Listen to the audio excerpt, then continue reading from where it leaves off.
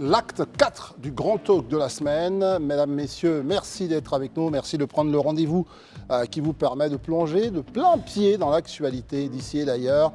Nous sommes toujours très heureux de retrouver ce soir, à mon grand désarroi, nous ne recevrons pas le ministre d'État Camille Aliali.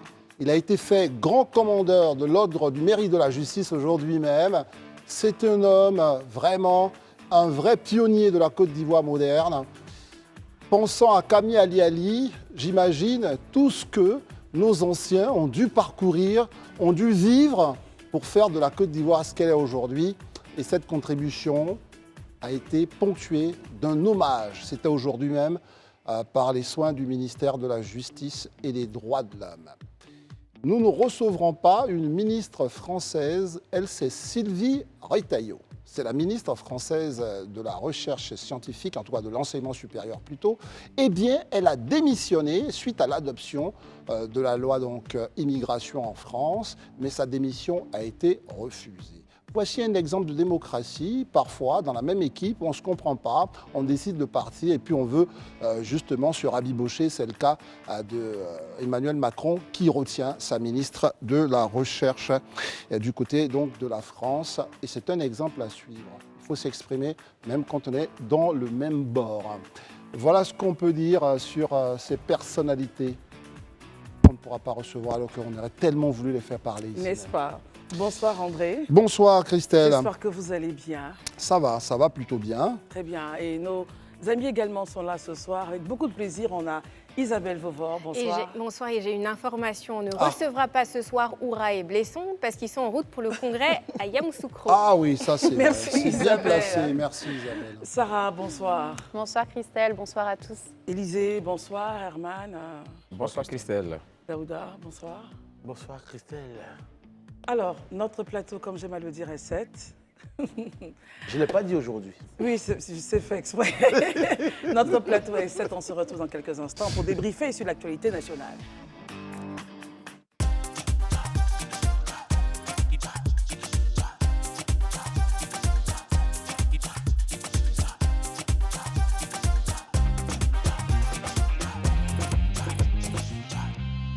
Ange Dagaré sera sur notre plateau, comme on dit, s'il plaît à Dieu.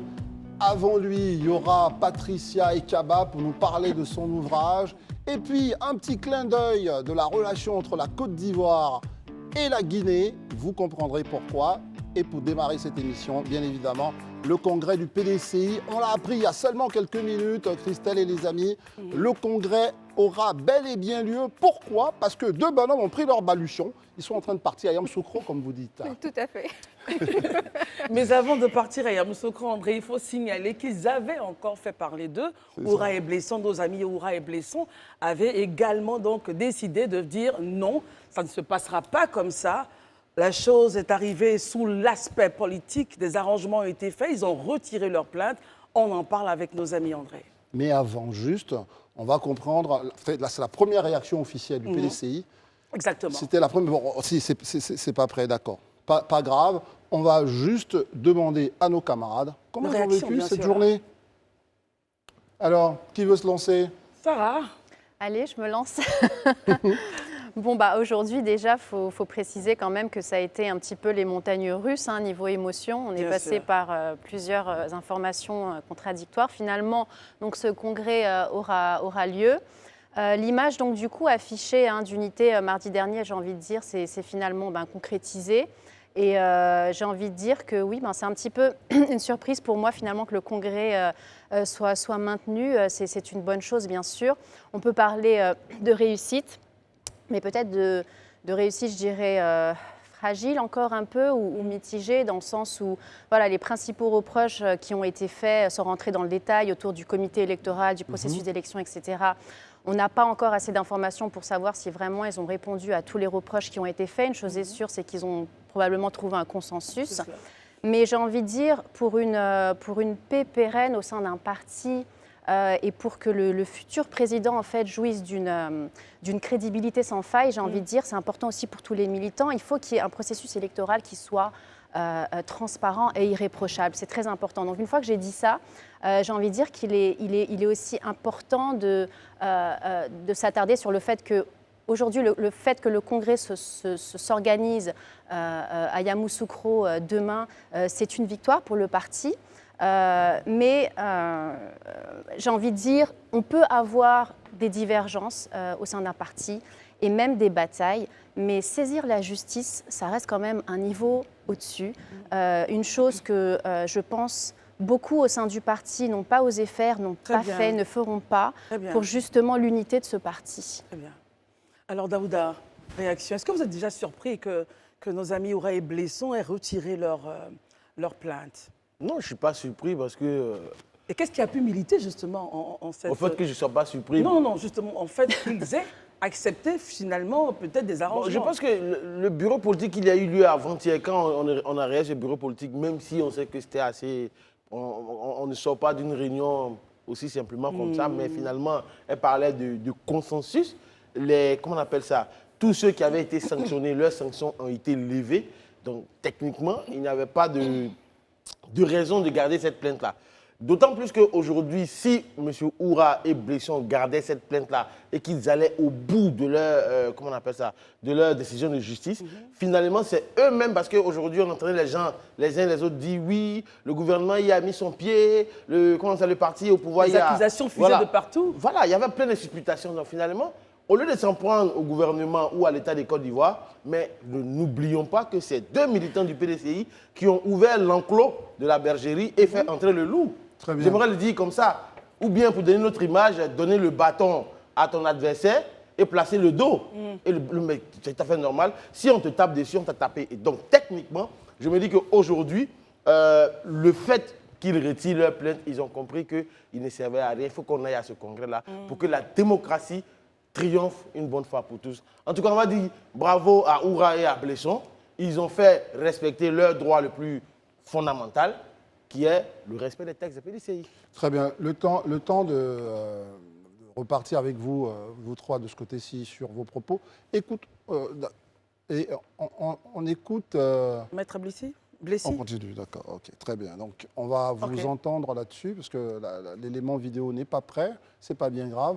Élisée Bolougbe, finalement, vous vous dites quoi? Le PDCI sort plutôt victorieux, grandi de cette séquence d'avant-congrès.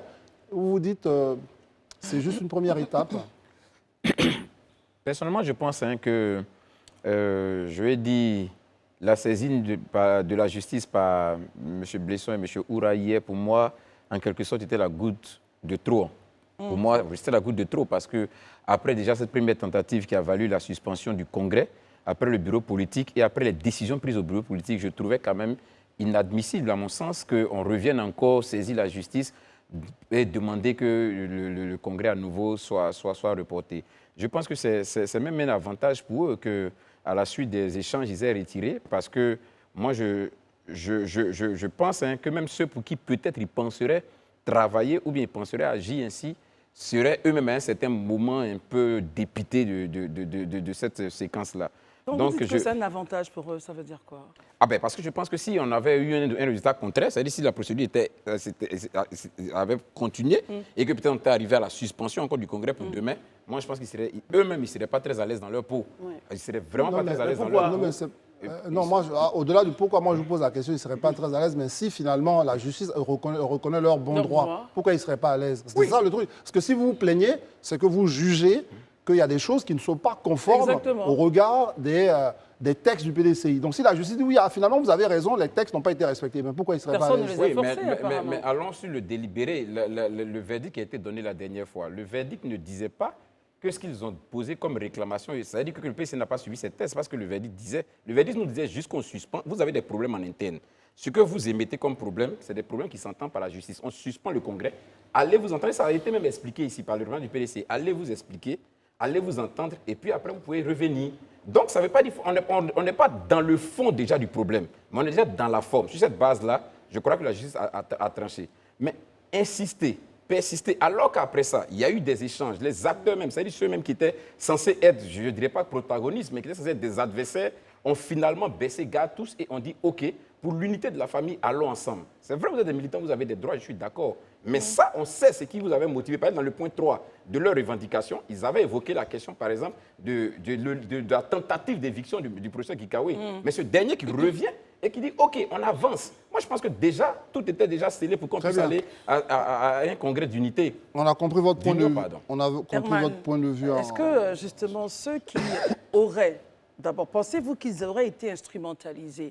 Et quel serait donc l'intérêt pour eux de faire blocus ce matin?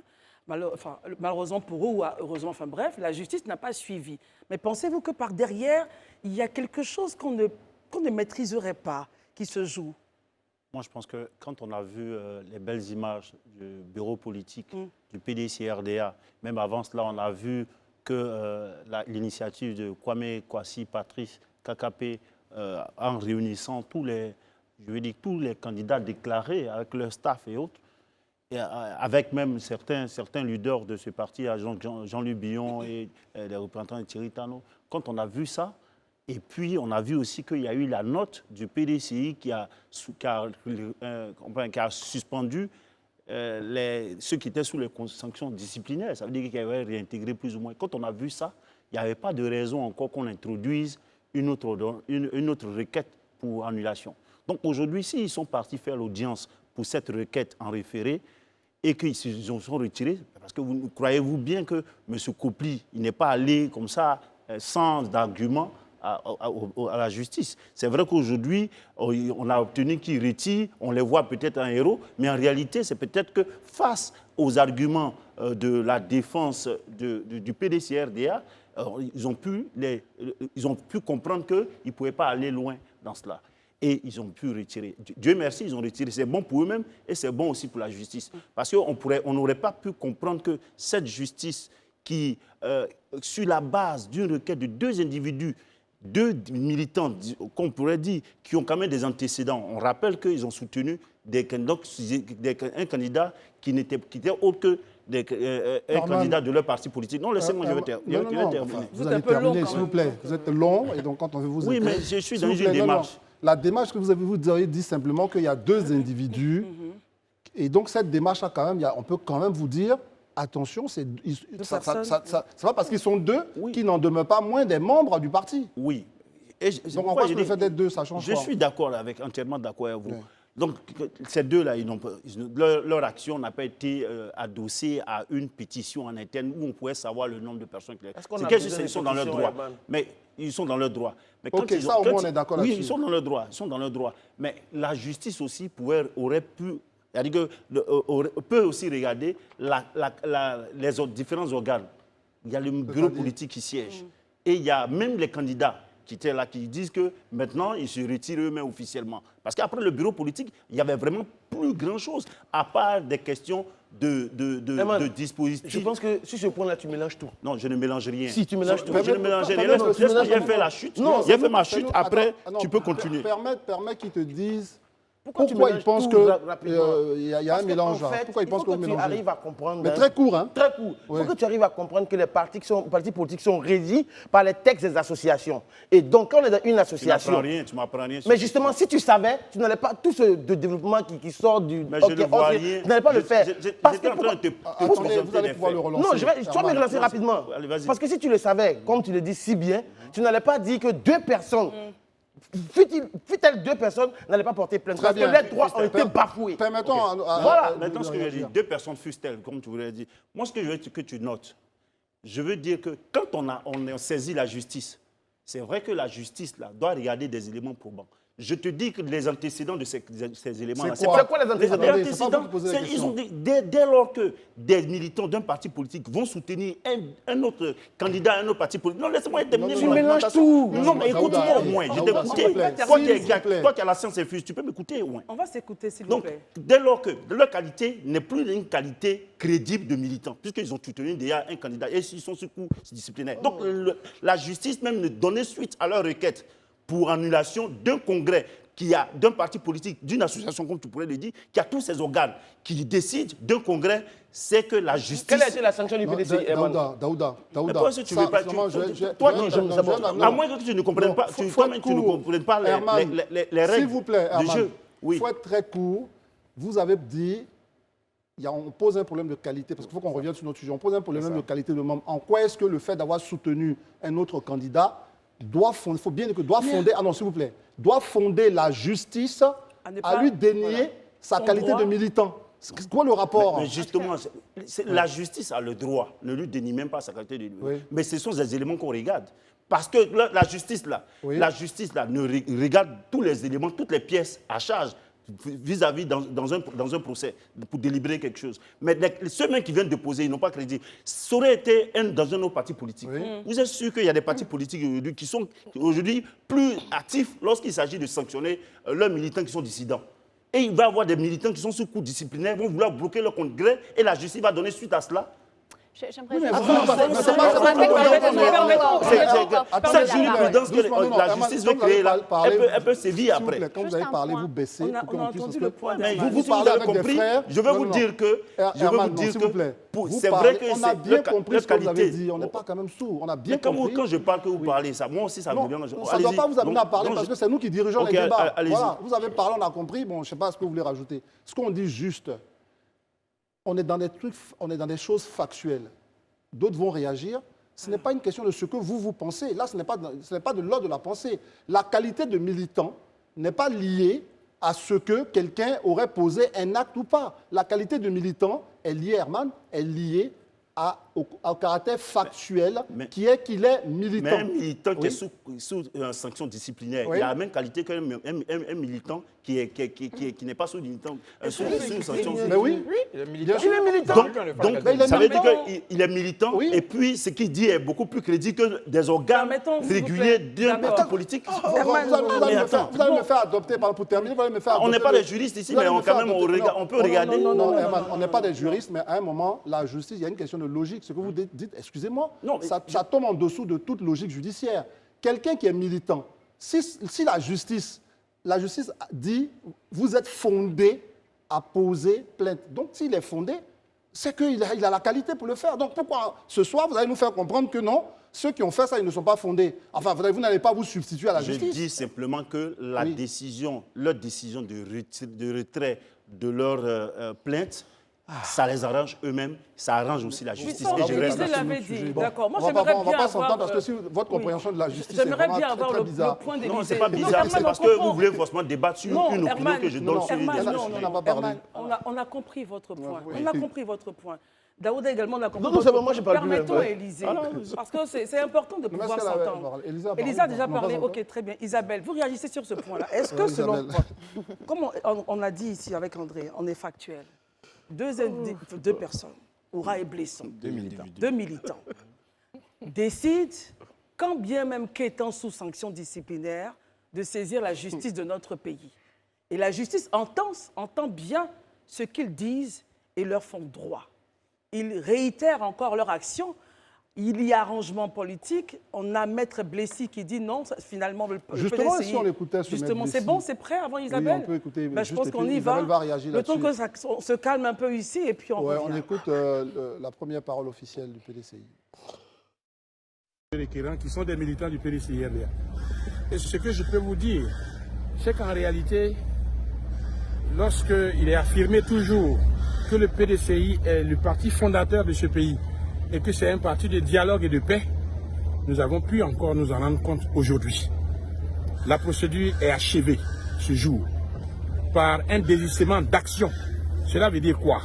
Cela veut dire simplement que les requérants, M. Blesson, Christophe et M. Oura, ont décidé de retirer la requête, de retirer complètement la procédure et le tribunal leur en a donné acte.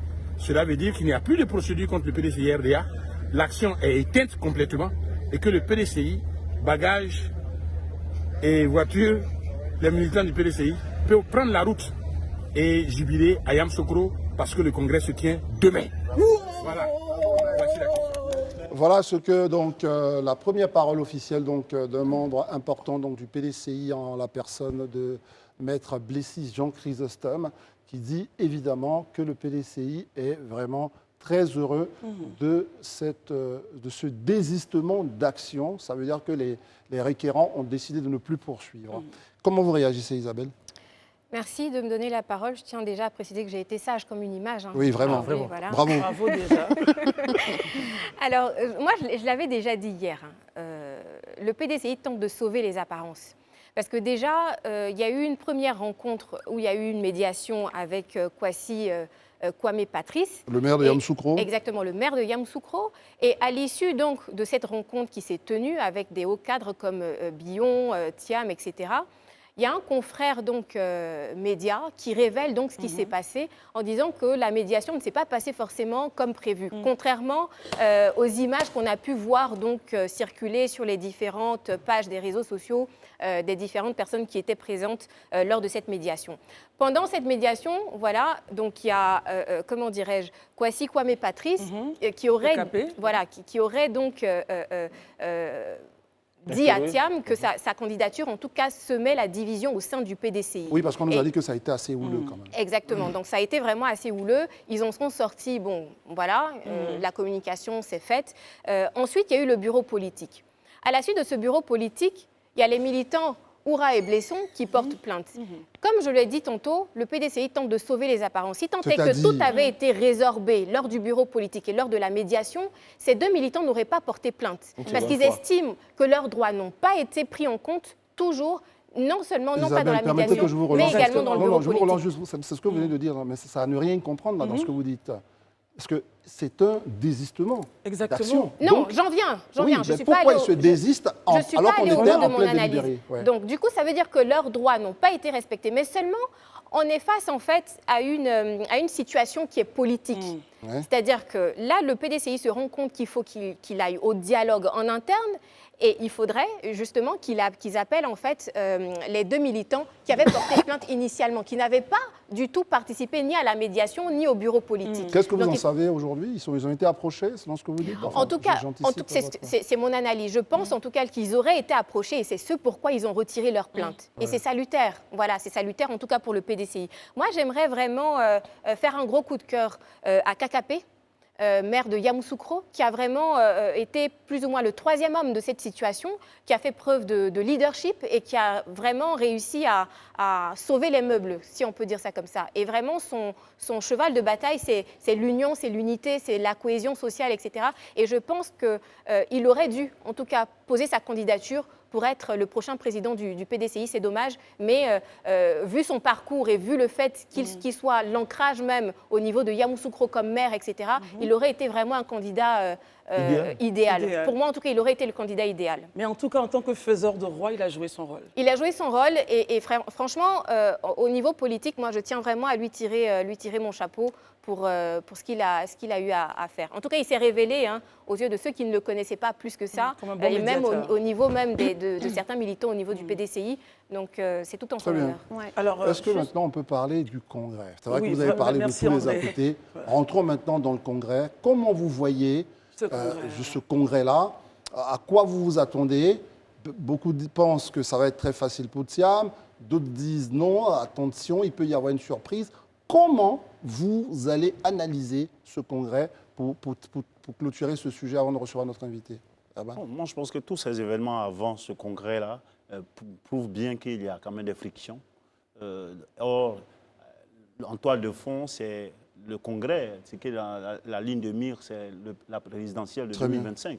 Donc, à ce congrès-là, les militants du PDCI doivent sortir de là avec, dans l'union et autres pour pouvoir penser à 2025. Donc, moi, je pense que le président qui doit être élu, c'est son premier travail à faire, c'est d'essayer de calmer tout le monde, de travailler avec tout le monde, de faire en sorte qu'il n'y ait pas de friction ouverte, comme on a pu l'observer. Ceux qui pensent être des acteurs au niveau du PDCI, qui les associent au travail pour ne pas vraiment qu'il y ait mésentente. Parce que c'est là qu'on verra si ce président-là, il est capable de gérer comme Bédié l'a fait, comme Oufou l'avait fait. Alors, Sarah, on peut dire, le Congrès, c'est demain. What next?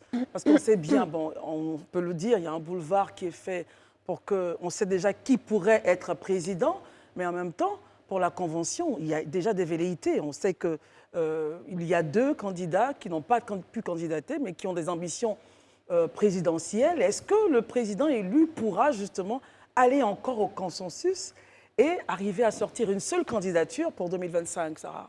Oui, aller au consensus et rassembler. Bon, là, je pense qu'il a bien été, ce futur candidat m'y était à l'épreuve au cours de ces dernières semaines. Je pense que j'ai envie de dire peut-être que le pire est déjà passé, vu que maintenant ils se sont mis d'accord sur cette date, etc.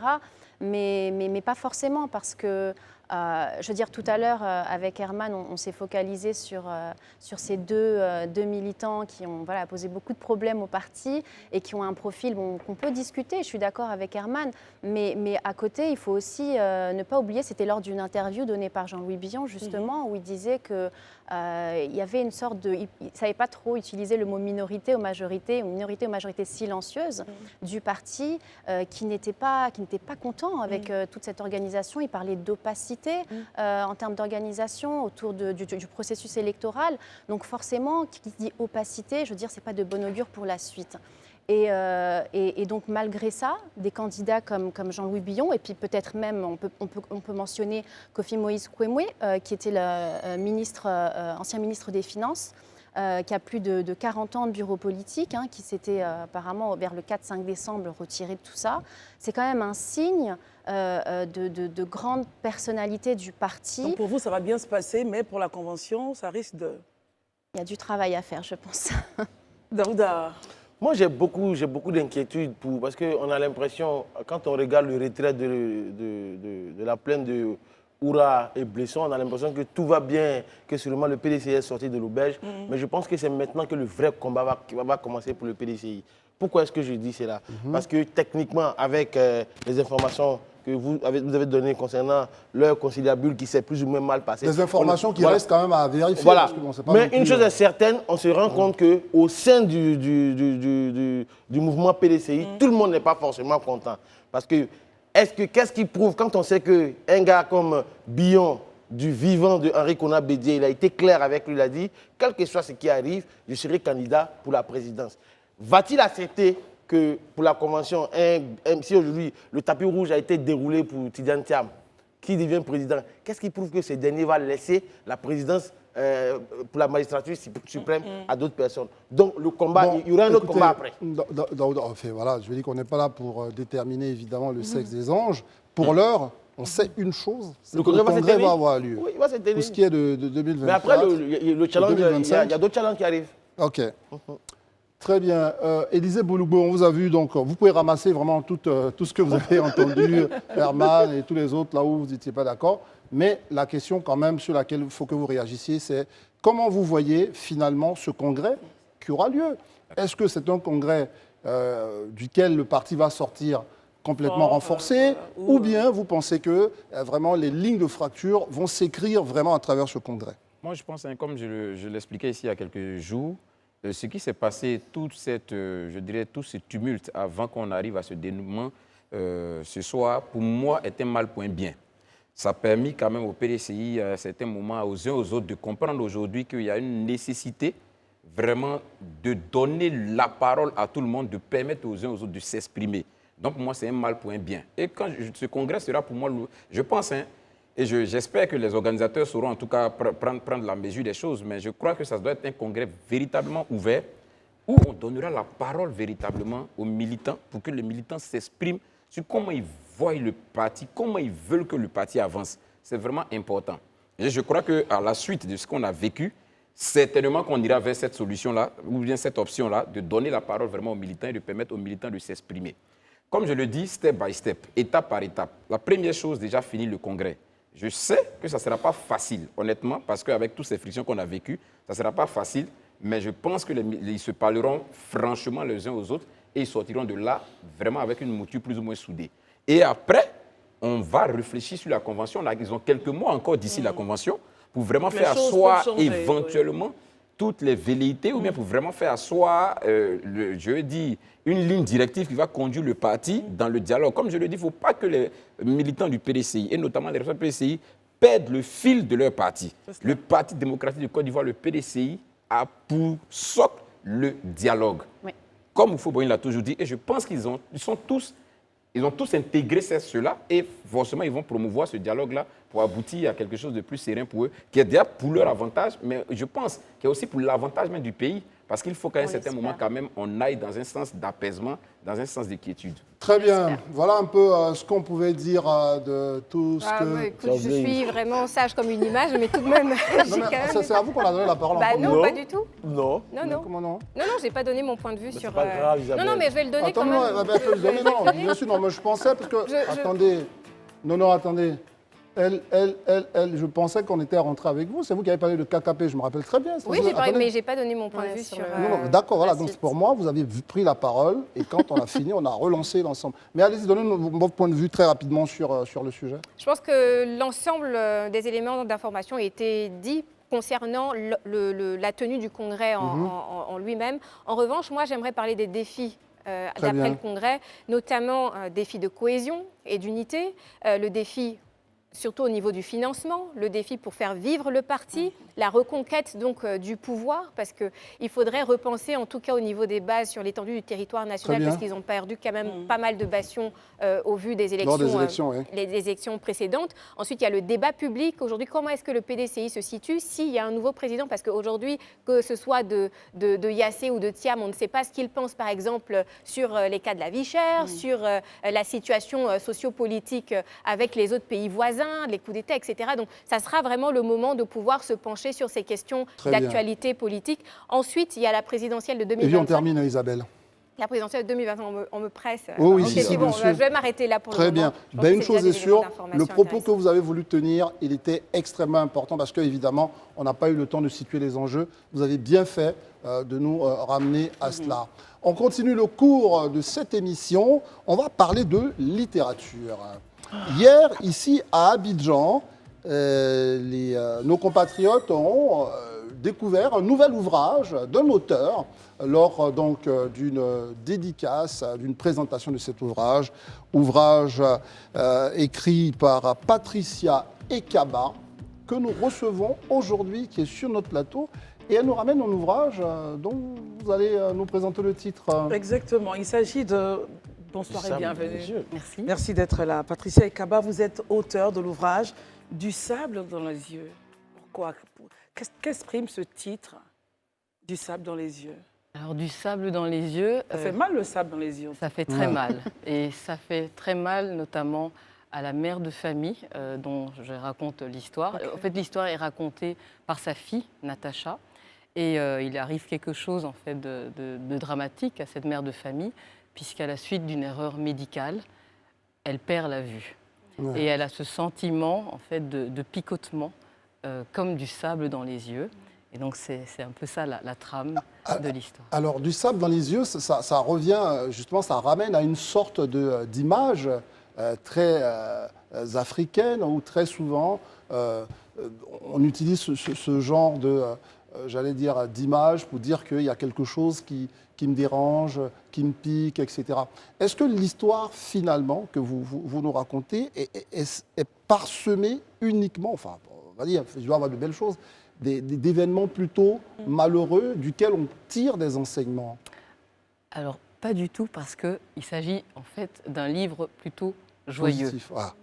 Et c'est pour ça que j'ai mis en 4e de couverture qu'il ne faut pas se fier à Ouais. à l'image qui est là, l'image. parce qu'en fait, il y a beaucoup de second degré et c'est très, très décalé. De figure de style. Absolument. Et surtout, c'est vraiment le parcours, l'histoire d'une vie, la vie de tout le monde. Il y a des hauts et des bas. Oui. Et même lorsque les choses vont mal, il y a de l'humour, il y a de l'autodérision.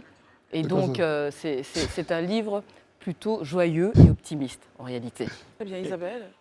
Oui, alors, est-ce que vous avez voulu, en tout cas à travers ce livre, mettre en lumière, par exemple, ou alors dénoncer les erreurs médicales? Enfin, moi, je prends un exemple. Moi, je connais quelqu'un qui a subi une opération au niveau de la tête et on lui avait retiré donc un bout de crâne et ils ont oublié en fait de mettre du plâtre et ils ont recousu. Donc, du coup, la personne est restée donc avec la tête. Un peu affaissé, voilà, cette partie-là. et le cerveau comme ça collé à la peau. Donc j'aimerais savoir si c'est vraiment quelque chose que vous dénoncez à travers ce livre ou alors ça va au-delà. C'est-à-dire on survole juste l'erreur médicale. Disons que l'erreur médicale est omniprésente parce que finalement c'est le début de tout. Et l'héroïne ne dénonce pas.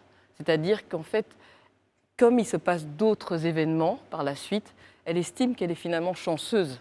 Et elle préfère ne pas, elle aurait pu attaquer le médecin en question, mais elle préfère ne pas le faire parce qu'elle se rend compte que certes, il y a cette erreur médicale, mais elle est aussi quelque part chanceuse parce que d'autres événements vont se produire et elle estime qu'elle s'en sort plutôt bien. Très bien. Patricia Ekaba, vous parlez des événements heureux qui vont se produire. Quels sont les moments heureux pour Natacha, qui voit sa mère victime de cette erreur médicale? Quels sont ces moments-là, malgré la tristesse de sa mère? Quels sont les moments qu'elle vit?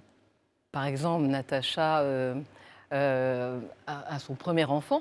Donc ça, c'est quelque chose de très important parce que Natacha est une femme finalement très, très moderne qui travaille tout le temps et les gens ne s'attendent pas à ce qu'elle fonde une famille. Donc il y a ça. Elle a aussi plutôt un beau parcours aussi professionnel malgré les difficultés. Donc il y a plein d'autres éléments, mais je ne veux pas tout dire parce que je voudrais que les lecteurs le découvrent. Il ne faut pas spoiler. Exactement. Alors dites-moi, la place de la femme dans la littérature africaine, évidemment on connaît tout ce qu'on dit d'elle, comment elle est magnifiée, etc. Et puis même dans la création un peu comme ça, populaire, plutôt urbaine, la femme est moins considérée parce qu'aujourd'hui, la jeunesse, tout ça.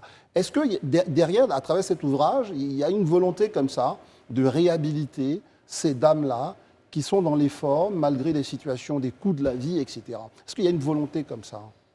Je pense finalement oui, même si je dois être très honnête, quand j'ai écrit, je ne me suis pas posé toutes ces questions. J'ai vraiment cherché à raconter une histoire qui puisse toucher tout le monde. Et après, quand on post-rationalise, oui, on peut trouver des thématiques, on pourrait dire qu'il s'agit de résilience, qu'il s'agit aussi de quête d'identité, il y a aussi une guerre civile qui se passe et d'autres éléments. Mais non, ce sont juste des femmes. Oui, elles sont fortes, mais elles sont si vulnérables, comme toutes les femmes. Je pense qu'il y a un mélange. Je ne voulais pas parler de super-héroïne. Je veux vraiment montrer que toute personne, même ordinaire, peut avoir en fait un destin extraordinaire. Et c'est ce qui arrive à cette famille. Et ils subissent, en même temps, cette famille subit ça, mais après le moment où tout leur tombe dessus, ils trouvent toujours un moyen de rebondir. Et c'est ce que aussi je veux montrer, c'est que même lorsque tout va mal, il y a toujours, on peut voir toujours, il y a le bout du tunnel, il y a une petite lueur quelque part. Alors, voilà. Herman a une question ou Sarah plutôt? Si vous n'avez pas de question, je vais y aller avec une autre. Vous êtes professionnellement une professionnelle de la communication. Et ce qu'on a remarqué, c'est que les personnages, les personnalités de votre acabit aiment bien se lancer dans des ouvrages du type développement personnel, des choses comme ça, pour partager ce type d'expérience. Pourquoi vous choisissez la fiction? Pour quelqu'un qui est plutôt concret comme vous, pourquoi vous choisissez la fiction? J'ai toujours rêvé d'écrire. Et quand j'écris, en fait, c'est un film que je vois. J'avoue que mon écriture est plutôt peut-être cinéma. Oui, exactement. Donc je vois ça, ce sont des scènes, ce sont des séquences assez rythmées.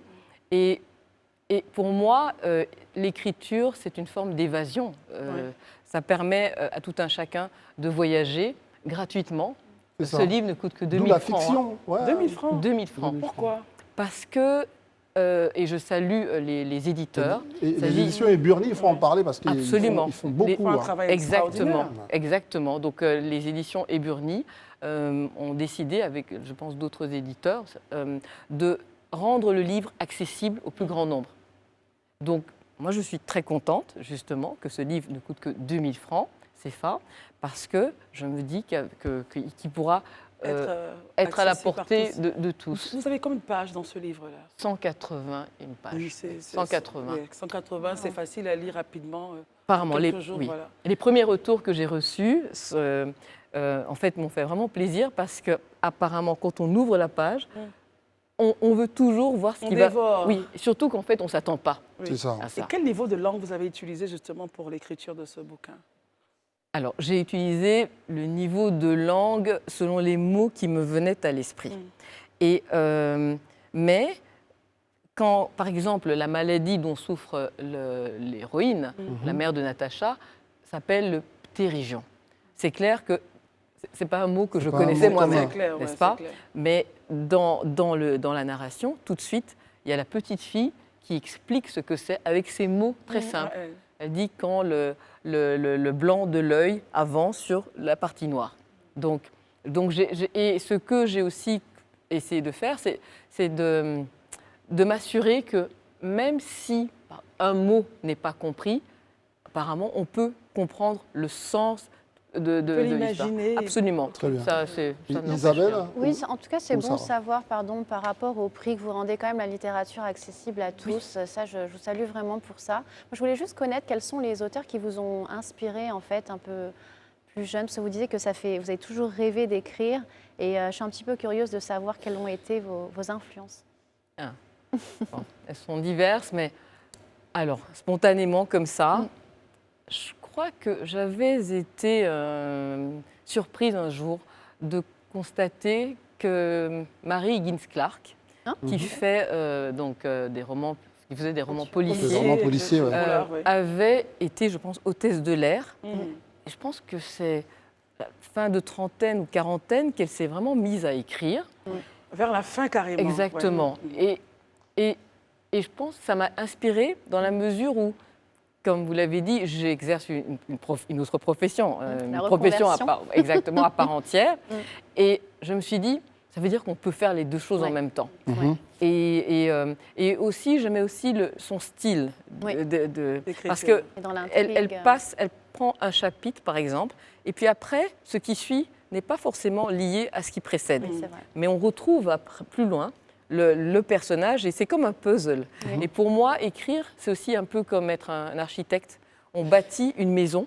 Bon, il faut qu'il y ait des bonnes fondations, mais ça prend un peu de temps et j'essaie d'entraîner le lecteur dans la maison. Très bien, on va permettre à Isabelle de réagir. Alors, Natacha raconte la vie de sa mère, qui est l'héroïne, hein, mais est-ce que Natacha se raconte elle-même aussi dans le livre? Parce que on pourrait dire que Natacha est aussi une héroïne, parce que voir sa mère souffrir autant, c'est touchant pour un enfant. Tout à fait. Mais Natacha, donc, on la voit donc enfant, et puis elle évolue. Et c'est vrai qu'elle voit sa mère souffrir, et tout le monde dans la famille se sent concerné par la souffrance de la mère. Mais ce qui se passe aussi, c'est que finalement, on se rend compte que ceux qui voient le mieux, ce n'est pas toujours ceux qu'on croit. Et peut-être que Natacha ne voit pas ce qui lui arrive aussi à elle. Très bien. Donc, Très chers téléspectateurs, ce que nous avons essayé de faire, nous le faisons ici dans le Grand Talk. On parle du débat politique parfois dans des conditions enflammées, mais chaque fois qu'on parle de littérature, vous comprenez notre état d'esprit, c'est de vous inciter à aller découvrir, à rentrer dans l'univers de ces écrivains-là. Et on en avait une aujourd'hui, Patricia Ikaba, avec son ouvrage « Du sable dans les yeux ». En tous les cas, on vous invite à aller découvrir l'histoire de notre héroïne et de son héroïne à elle. Parce que c'est ça qu'il faut. Parce qu'on a tous un héros, une héroïne. En général, c'est des héroïnes. Enfin, c'est un débat qu'on va ouvrir un petit peu. Pourquoi elles sont toujours héroïnes? Il y a des héros. Et où sont passés les héros? Il y a quand même des héros. C'est un débat qu'on aura. En tout cas, merci Patricia. merci à vous. Et à très très bientôt. Et bon vent à cet ouvrage. Merci. Merci d'être venu. Et on se retrouve dans quelques instants. À tout à l'heure. Je vous avais annoncé donc un invité pour la seconde et dernière partie de cette émission. Eh bien, notre invité est là. parce que l'actualité brûlante, c'est bien sûr le congrès du PDC-RDA, les conditions dans lesquelles ce parti est en train de préparer donc l'élection de son futur président. Il doit réagir. Pourquoi? Parce qu'il fait partie de l'écurie d'un des candidats et il a son mot à dire. Il est avec nous maintenant. Bonsoir Dagaré Dasso. C'est toujours un plaisir pour nous de vous recevoir parce qu'on sait que nos lanternes seront éclairées et celles des téléspectateurs. Alors on a assisté à un feuilleton. Hein. Il y a eu l'épisode 1 et depuis hier soir l'épisode 2, mais qui, voilà, heureusement pour vous, a eu un happy end. Qu'est-ce qui a motivé justement le retrait de la plainte de vos militants, des militants du PDC-RDA, Blesson et Oura? Qu'est-ce qui leur a été dit pour qu'ils puissent voilà, retirer leur plainte? Le PDC est un grand parti politique qui sait toujours se retrouver. Nous avons connu pire que ce que nous avons vécu ces derniers jours. Un grand parti, c'est un parti qui a su surmonter les contradictions internes. Malheureusement, ces derniers temps, les contradictions ont été exposées devant la justice et les tribunaux étaient obligés de se saisir d'un problème interne pour en faire un problème national et qui, malheureusement, a été un coup de massue pour le samedi 16 dernier, pour les 7000 congressistes qui étaient attendus à l'Hôtel Ivoire. Nos deux frères qui se plaignaient avaient leur raison, qu'ils ont exprimée. L'un est membre du bureau politique. Le bureau politique est l'une de nos instances pendant lesquelles la parole est donnée, la parole ouverte. Malheureusement, les uns les autres n'ont pas compris. Et la justice a été saisie et elle nous a freinés dans notre élan d'organisation de ce 8e congrès qui est attendu par tous les militants pour que le parti se prépare aux élections de 2025. Mais vous ne répondez pas à la question. Juste avant même de revenir à la question, peut-être quelque chose de plutôt factuel. Un membre du bureau politique faisait partie des plaignants. Ce qu'on savait avec l'épisode du 16. Est-ce que le bureau politique l'a entendu lors du récent bureau politique? Si oui, on veut savoir ce qui s'est passé. Sinon, pourquoi on ne l'a pas entendu? Non, le bureau politique ne l'a pas entendu. Il n'est pas venu non plus au bureau politique. Le bureau politique n'invite pas les individus. Le bureau politique invite tous les membres statutaires du bureau politique à jour de leur cotisation, à venir participer au bureau politique. Quand vous avez quelque chose à dire, vous levez votre main et on vous donne la parole et vous dites ce que vous avez à dire. Très bien. Voilà. Mais vous ne répondez pas à la question posée, la première question. Qu'est-ce qui a été dit justement aux militants qui avaient porté plainte pour qu'ils retirent leur plainte? C'est ce que je vous ai répondu, que le PDC s'est toujours se retrouvé. Le PDC s'est toujours se retrouvé. Si notre dernier bureau politique avait été télévisé, les Ivoiriens auraient compris que c'est un parti qui sait se retrouver. Les 5 candidats, vous avez vu, la presse en a rendu compte, se sont retrouvés autour du président Philippe Kofi-Boigny. Ils se sont embrassés, chacun a eu à dire ce qu'il devrait dire. Ceux qui avaient à retirer leur candidature ou à se rallier à un candidat l'ont exprimé. Ceux qui devaient maintenir leur candidature l'ont exprimé, qu'ils maintenaient leur candidature. Donc on ira à ce congrès. Très bien. Élisée d'abord. Moi, je voudrais juste votre avis sur la question qui suit. Est-ce que, objectivement, vous pensez que les arguments avancés par M. Oura et Blesson pour faire suspendre le congrès la dernière fois étaient pertinents? Ce sont des militants, membres du congrès, qui ont certainement leur camp. Quand vous avez des candidats et que je ne sais pas qui ils soutenaient, mais en tout cas, les greffes qu'ils ont exprimées, c'était d'abord la publication. Oui, parce que prenons cas par cas. Ensuite, peu importe le camp, mais est-ce que les critères d'éligibilité très bien, qu'il fallait reposer sur les textes. Bon, ce sont leurs greffes qui ne sont pas moi, mais les miens. Donc si aujourd'hui ils sont contents et que cela a été levé, bon, mais Dieu merci. La question peut-être de l'Élysée, je ne sais pas si je traduis bien, est-ce que vous avez compris la pertinence ou pas? Enfin, dites-nous, ce ne sont pas vos griefs, mais est-ce que vous avez compris leur plainte? Ce sont leurs griefs. Ce sont leurs griefs. Je ne peux pas me mettre à leur place. Bon. Si moi j'avais ces griefs, Je l'aurais exprimé, mais Là, je pense que vous donnez dans la langue de bois. Non, je ne tombe pas du tout dans la langue de bois. André, peut-être que je vais reformuler la question Oui, de allons-y. l'autre manière. On a eu le congrès de 2018. Oui. C'est ça, hein, le dernier congrès pour l'élection du président C'est 2013 ou 2018 2013. 5 octobre 2013. 2013, c'est ça. 2013, le congrès de 2013. Au Palais des Sports. Voilà, son organisation. Est-ce qu'à ce congrès, contrairement à ce qu'on a eu à entendre, est-ce qu'à ce congrès, c'est le jour J qu'on nous a brandi la liste des candidats? C'est ce jour J-là qu'on a permis aux candidats de faire la campagne? Ou bien, à ce congrès-là, des semaines avant, les gens avaient déjà la liste des candidats et la liste électorale. Ouais. C'était quoi juste le process à ce congrès? Tous nos congrès, ce sont les membres statutaires. Il y a les membres du bureau politique, il y a les secrétaires généraux et des délégués qui sont indiqués par les structures spécialisées. Donc les listes sont connues de tous les membres statutaires. Ceux qui sont à jour de leur cotisation, ceux qui régulièrement participent à la vie du parti, sont invités comme congressistes. Et ça, c'est statutaire. Non, ce que je suis en train de dire... Maintenant, le listing, c'est, vu l'atmosphère politique qui entoure aujourd'hui ce 8e congrès, qui est un congrès de pouvoir, parce que celui qui gagne la présidence du PDCI-RDA est susceptible d'être président, il se positionne en tant que candidat à l'élection présidentielle de 2025.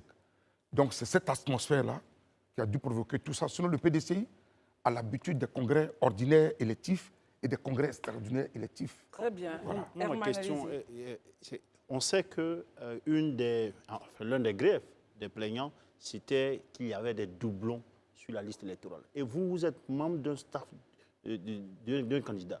Est-ce que le listing aujourd'hui, vous le connaissez? Est-ce qu'effectivement, il y a des doublons comme indiqué par... oui, si nous, on savait qu'il y avait des doublons, on serait prêts. Nous, militants du PDCI, nous savons que tous nos congrès sont des congrès de membres statutaires. Et les membres statutaires sont les membres du bureau politique, ajoutent leur cotisation. Les secrétaires généraux des sections ajoutent leur cotisation. Maintenant qu'on nous dise qu'il y a des doublons, moi, à ma connaissance, ici, sur votre plateau, je ne saurais exprimer et vous dire que j'ai vu des doublons quelque part. Isabelle. Voilà. On a vu le candidat Thiam lancer sa campagne à Yamoussoukro. Est-ce que le candidat Yassé a aussi eu à faire campagne? Le candidat Yassé, chaque candidat a sa méthode. Il y a des candidats qui ont une méthode de travail silencieuse, qui font du corps à corps une politique de proximité, une campagne de proximité. Et c'est ce que le candidat Yassé a fait. Le candidat Thiam s'est donné l'occasion de réunir ses partisans et de lancer sa campagne. Donc, vous êtes confiant pour demain, vous gagner? Pour samedi? C'est demain vendredi. C'est demain vendredi, oui. Je raconte. On sait que vous allez gagner, donc... Vous savez, c'est une élection. Oui. Vous savez, c'est une élection. On a vu des élections quelque part ici en Côte d'Ivoire avec les élections de la FIF. Il y a du bruit et il y a les résultats des urnes. C'est bien. Voilà. Très bien. J'aimerais savoir aujourd'hui quel est l'état d'esprit des militants au niveau du PDCI. Est-ce qu'ils sont motivés? Est-ce qu'ils sont désintéressés par ce congrès avec tout ce qui s'est passé autour? Il fallait être à notre bureau politique du mardi 19 pour comprendre combien de fois le PDCI est un parti. Quand il est blessé, ses militants savent se retrouver. C'était une effervescence incroyable. Je suis du bureau politique depuis plus de 10 ans. Ce que j'ai vu le mardi démontre que le PDCI est vivant et que les militants du PDCI RDA sont à la recherche de la cohésion, de l'unité, de l'union et de la dynamique pour que ce PDCI-là, qui après 24 ans dans l'opposition, qui commence à nous brûler, veulent s'en sortir. Très bien. Ok, M. Ange Dagaré, la semaine passée, vous étiez ici, sur ce même plateau, à la même place. Vous disiez, vous vous êtes plaint plus ou moins de ce qu'a subi M. Maurice Kakou-Gikaoué, ce qu'il a subi dans cette élection-là. Est-ce que quelque part, avec la sortie, la plainte de M. Oura et de M. Blesson, est-ce que ça n'a pas envoyé la paix quelque part au PDCI aujourd'hui? Bon, c'est M. Gikaoué qui a été humilié et qui est venu devant le bureau politique pour dire qu'il n'est plus candidat et qu'il n'est plus dans le processus. Bon, sur ce plateau, je n'ai plus de commentaires à faire.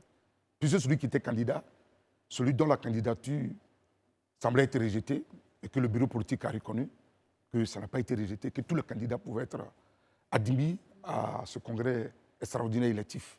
Mais Il a pris la parole, il a dit qu'il n'est plus dans le processus et que son nom ne soit pas mêlé.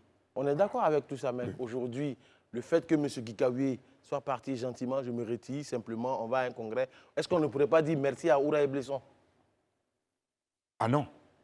Est-ce qu'il le faisait pour Gikawe? À aucun moment, dans les référés de minute en minute, le nom de M. Gikawe a été cité. C'est 2 secrétaires généraux de section, dont l'un est membre du bureau politique du PDCI-RDA, qui ont incité notre parti en justice. À aucun moment, ils n'ont dit que c'était pour M. Gikawe qui le faisait. Donc, sur ce plateau, si je réponds à votre question, c'est que j'accuse M. Gikawe. Mais ils vous ont permis de prendre du poil de la bête.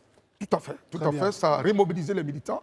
Et je vous dis aujourd'hui que les militants du PDCI-RDA sont très gonflés. Sont gonflés à bloc. Puisqu'on parle de militants gonflés à bloc, c'est pour une élection. Vous dites tout ça, c'est au profit du PDCI. Mais est-ce que ce n'est pas l'effet Thiam? C'est une façon de jeter une pierre dans votre camp, le camp Yassé. Est-ce que ce n'est pas votre adversaire qui crée cette mobilisation et qui fait qu'aujourd'hui, tout le monde au PDCI est vraiment, j'allais dire, totalement mobilisé? Non, c'est que vous ne connaissez pas suffisamment le PDCI-RDA. Oui. Mais allez-y, expliquez-nous. Oui. Le 5 avril 2002, il y a eu une élection au congrès ordinaire, le 11e, où Laurent Donald Folgo était candidat. Le ministre Mohamed Lamine Fatiga était candidat contre le président Arikona Bédié. C'était la même effervescence. Vous savez, chaque fois qu'il y a des élections, c'est des camps qui s'affrontent, mais de façon pacifique. Et c'est ce que nous avons toujours vécu. En 2013, les oiseaux de mauvaise augure disent que c'était l'explosion du PDCI-RDA parce que le professeur Alphonse Guégué-Madi, Kouadio Kona Bertin, président national de la jeunesse du PDCI-RDA, sont candidats contre le président des SE du parti. Mais on est sorti du congrès dans une cohésion totale, dans l'unité. Le président Bédié a nommé M. Guégué-Madi vice-président du PDCI-RDA, Kakabe conseiller du président Bédié. Donc le PDCI s'est toujours se retrouvé. Très bien. Est-ce que justement vous pensez au défi, à l'après-congrès? Parce qu'il y a 2025, je pense que c'est cela qui cristallise l'attention. 2025, on sait bien qu'il y a Billon et Thierry Tano qui qui ont déjà positionné leur volonté d'être candidats. Est-ce que vous pensez que le président élu pourra aller encore au consensus, fédérer les positions pour en sortir une seule candidature pour le PDCI, ou il pourrait peut-être y avoir des indépendants en votre sein? Comme je vous l'ai dit sur votre plateau la dernière fois, je vous ai dit que nous sommes dans une Afrique des programmes de réconciliation. Donc tout président qui sera élu sera obligé de faire la réconciliation interne. Et puis nous avons la convention du PDCI-RDA, qui est une convention ouverte où tous les cadres qui se sentent présidentiables peuvent venir candidater. Et puis les urnes nous diront qui est apte à représenter le parti en octobre 2025. M. Dagaré, vous êtes avec M. Yassé. Vous placez votre candidature sur quel saut? Qu'est-ce que vous voulez apporter aujourd'hui au PDCI, qui n'existe pas encore au PDCI, ou qui existe au PDCI, mais peut-être qui n'est pas aussi assez renforcé? Je vous l'ai déjà dit qu'on ne peut plus inventer de pneus. Les pneus sont déjà fabriqués, on ne peut que les améliorer ou apporter d'autres options. Le président Bédié a ouvert un chantier de modernisation du PDCI-RDA. Et Jean-Marc Yassé fait partie des fils spirituels de Arikona Bédié, qu'il a jeté dans l'arène politique. Il a été le dernier vice-président qu'il a nommé le 29 mai 2023. M. Yassé se sentant dans l'itinéraire de Arikona Bédié, dans la capacité de continuer l'immense chantier ouvert de modernisation ouvert par le président Arikona Bédié, veut s'inscrire dans tous ceux qui veulent apporter quelque chose à l'héritage du président Bédié. C'est dans ce processus que nous sommes. Et aujourd'hui, comme hier, il est militant du PDCI-RDA. Sa seule obsession, c'est que le PDCI survive à ses pionniers, à ses fondateurs, et que le président Bédié, de là où il est, soit fier de ce qu'il a semé des graines qui peuvent apporter des baobabs à ce pays. Avant Herman, une question très simple. Est-ce qu'on peut s'attendre à une, comme on dit le mot depuis un moment, pour permettre aux uns ou aux autres au consensus? Est-ce qu'on peut, sans qu'on sache de qui vers qui, est-ce que vous pensez, objectivement, vous qui êtes quand même un averti de la politique au sein du PDCI, qu'un consensus peut arriver d'ici demain soir? Je vais vous rappeler une chose. Lorsque nous étions au 9e congrès ordinaire du PDCI-RDA, en octobre 1990, il y avait des velléités de candidature pour le poste de secrétaire général. Le président Houphouët-Boigny a reporté cette élection du secrétaire général du parti le 12 avril 91. Mais dans la salle de ce 12 avril 91 à l'Hôtel d'Ivoire, il y a eu consensus avant même la cérémonie d'ouverture. Dans la salle. Dans la salle. OK. Donc le PDCI a une tradition de consensus. Nos anciens ont toujours voulu, pour la stabilité du parti, pour la cohérence, pour la cohésion, toujours voulu que les élections étant des occasions de déchirement et de division, il faut faire ce qui peut être fait. Et le consensus n'est pas antidémocratique. Le consensus garantit et sauvegarde les divisions. C'est pourquoi le PDCI en fait une tradition. Maintenant, si les candidats ne veulent pas et qu'ils veulent forcément que les urnes les divisent, ben, les urnes, on ira aux urnes. Comme on a été aux urnes le 5 avril 2002, comme on a été aux urnes le 5 octobre 2013, comme on a été aux urnes chaque fois que l'occasion s'est posée au PDCI-RDA. Herman? On a vu dans le cadre de l'organisation de ce congrès-là, la question, l'intrusion de... Enfin, ce n'est pas l'intrusion, la requête à la justice. Est-ce qu'aujourd'hui, dans vos réflexions au niveau du congrès, vous allez peut-être plancher sur des articles, des dispositions au niveau de vos statutaires pour essayer d'éviter que les gens puissent aussi facilement saisir la justice, convoquer la justice dans votre organisation, dans votre association? Herman, je complète votre question. Tout à l'heure, M. Dagaré Dasso, avant que vous n'arriviez, il y avait un petit débat qu'Herman avait suscité. Moi, j'aimerais avoir votre point de vue là-dessus. Avaient-ils le droit de saisir la justice puisqu'ils étaient sanctionnés? Est-ce que des militants sanctionnés par le parti peuvent saisir et rester en justice contre ce parti-là? Oui, c'est au parti qu'il revient de leur refuser cela. Nous sommes dans un état de droit, tout citoyen peut saisir la justice. Tout citoyen peut saisir la justice, donc nous sommes dans un état de droit, tout citoyen peut saisir. Pour répondre à votre question, au PDCI-RDA, il y a 2 congrès. Il y a le congrès ordinaire, qui est un congrès qui dure 3 jours ou plus de 3 jours, et puis il y a le congrès extraordinaire. Le congrès extraordinaire dure un seul jour, et il a un seul point d'ordre du jour. Nous irons à ce congrès de demain avec un seul point du jour, l'élection du successeur d'Henri Konan Bédié. Il n'y aura pas d'autre débat. C'est ça. Voilà. Nous aurons une cérémonie d'ouverture. Après la cérémonie d'ouverture, on nous appellera, si le consensus n'a pas pu prospérer, nous irons aux urnes et le meilleur sortira des urnes. Très bien. Je peux relancer. Est-ce qu'à un congrès ordinaire, après ce congrès extraordinaire, vous pouvez débattre de ces questions? Ah oui. C'est des questions pertinentes dont le parti doit se saisir et qu'on en débatte. Parce que ça commence à être une habitude. Déjà, le 17 juin 2018, lorsque nous avons décidé de notre rupture de banc avec le groupement politique de RHP, un des nôtres du bureau politique avait saisi la justice et cela nous avait provoqué plusieurs bureaux politiques jusqu'à ce qu'on arrive à un congrès, le 6e congrès extraordinaire du lundi 15 octobre 2018, pour que nous stabilisons le parti. Donc, au prochain congrès ordinaire, toutes ces questions vont être débattues pour qu'une fois pour toutes, un militant qui se sent lésé puisse saisir, parce qu'il y a des organes de régulation dans notre parti, en interne. Le bureau politique est là pour débattre d'un certain nombre de frustrations. Non, mais Ange Dagaré, la question que ça pose, c'est la question de la démocratie interne, parce que de toutes les façons, la justice, on la saisira toujours. C'est la justice qui est le régulateur de l'ordre social. Mais est-ce que la démocratie au sein du PDCI va amener à éviter ce type de procédure? Parce que c'est vraiment ça le fond de la question. Mais c'est ce que nous souhaitons. La démocratie est le système qui met chaque citoyen à l'aise. Si vous êtes battu dans les urnes, vous connaissez votre place. Et je vous dis qu'au PDCI, les différentes élections que nous avons eu à faire à nos différents congrès ont permis à certaines personnalités de connaître leur place. Aujourd'hui, celui qui était imbattable, celui contre qui on ne pouvait pas parler, c'était le président Bédié, pour ce qu'il était l'héritier. Aujourd'hui, c'est ouvert. Chaque militant peut être candidat, chaque militant peut s'exprimer, chaque militant peut dire ce qu'il veut. Mais envoyer souvent son parti devant la justice, c'est donner l'occasion à l'adversaire de chercher à le décapiter. Et nous, au PDCI-RDA, nous ne souhaitons pas que ça se répète. C'est une nouvelle génération de militantisme qui ne doit pas prospérer. Et nous prions Dieu que nous soyons vivants pour que le prochain congrès ordinaire puisse se pencher sur toutes ces questions, pour que ça ne soit plus une habitude de ce qu'un ou deux soient frustrés et qu'ils saisissent la justice et que la justice puisse freiner notre élan de nous organiser et de stabiliser notre parti. Daouda.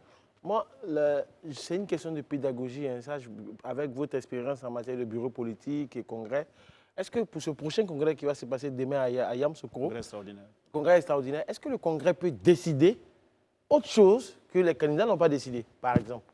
De dire, bon, le congrès dit, finalement, même s'ils se sont retirés, tout et tout, on décide que X ou Y soit candidat, ou bien on veut... Non, Oui, puisque le congrès est souverain, en fait. Non, le congrès ne peut plus le faire, étant donné que notre dernier bureau politique, les candidats ont été appelés devant le bureau politique, chacun s'est exprimé. Leurs positions ont été retirées. Il est resté en lice 2 candidats, le ministre Thiam et le maire Jean-Marc Tiassé. C'est tout. Et justement, Maintenant, à ce congrès de demain, les anciens, les doyens du parti pourront rentrer en scène pour tenter encore un consensus. Et c'est la tradition du PDCI-RDA. Très bien. et justement, à ce bureau politique, on a noté l'absence de Billon et Thierry Tannot. Pourquoi déjà ils étaient absents et est-ce qu'on pourrait s'attendre à les voir demain au congrès extraordinaire? Je suis sur ce plateau pour parler du PDCI. Et pas Oui, mais ça, c'est le Mais c'est PDCI. le PDCI. Oui, mais c'est le PDCI, mais c'est des positions de personnes.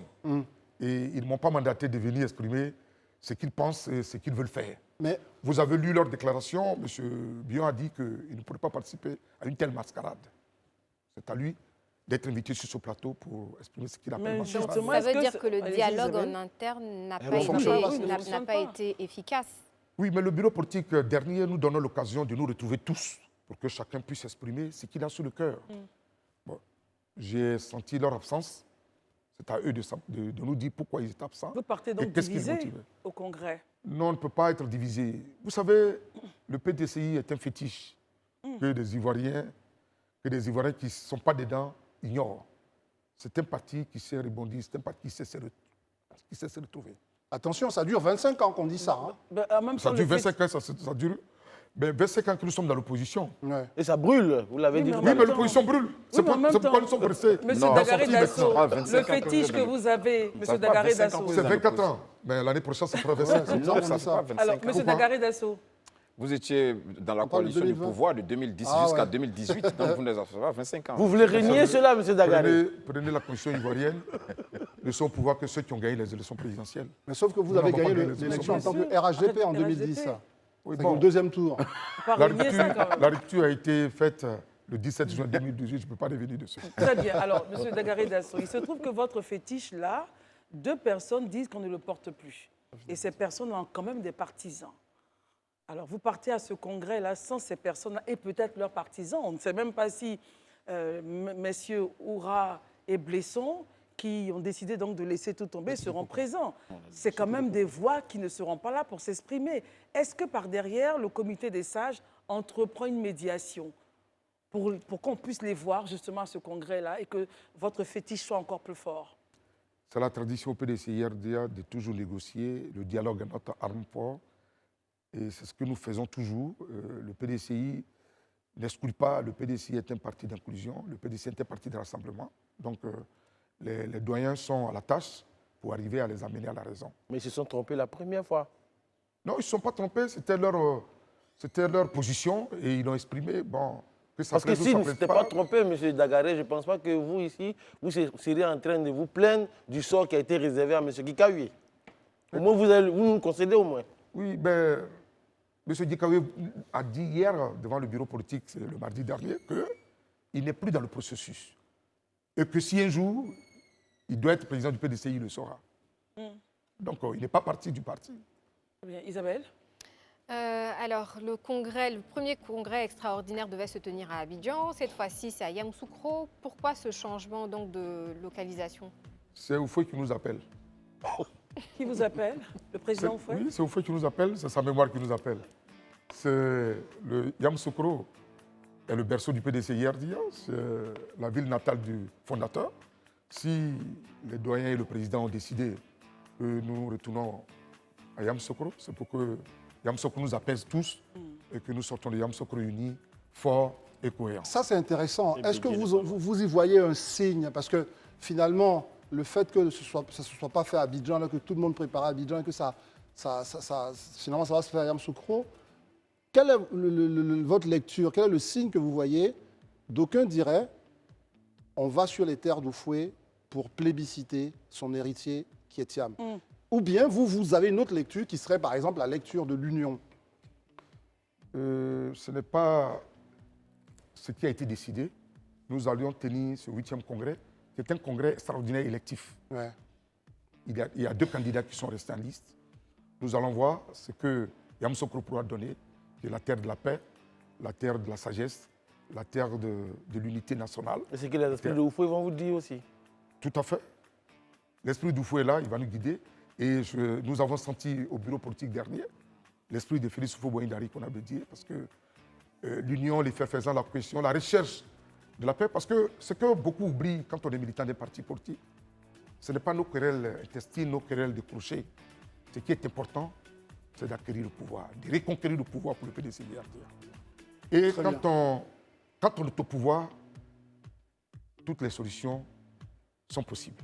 Quand on est au pouvoir, toutes les solutions sont possibles et eux veulent le pouvoir. Eux, c'est bien sûr la tendance Jean-Marc Yassé avec Ange Dagaré qui est avec nous. Il est chef cap donc, du maire, directeur de cabinet du maire. Il est cadre du PDCI et évidemment, il y croit à fond. Il pense que son candidat peut participer au renouveau du PDCI et qu'il en a justement l'étoffe. On lui souhaite bon vent, mais en tous les cas, globalement, on souhaite beaucoup de chance au PDCI RDA, parce que c'est un parti qui tient aussi le destin de la Côte d'Ivoire. Merci beaucoup. C'est vraiment juste ce que vous venez de dire.